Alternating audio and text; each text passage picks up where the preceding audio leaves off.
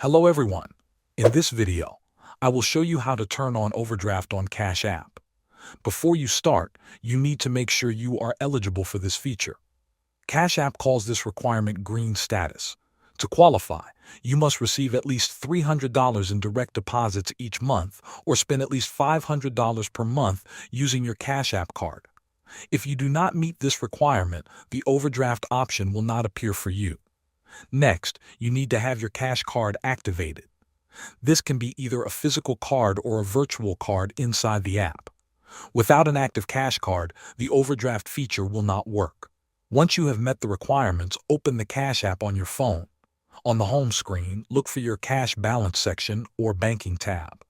Now look for the option called Overdraft Coverage. Tap on it to open the settings page. Here you will see the option to enable or disable overdraft. Switch the toggle to turn overdraft on. If you are eligible, the feature will activate right away. In some cases, Cash App may ask you to complete a verification step. This usually includes a biometric scan, such as a face scan, to confirm your identity. Follow the instructions on your screen to finish the verification.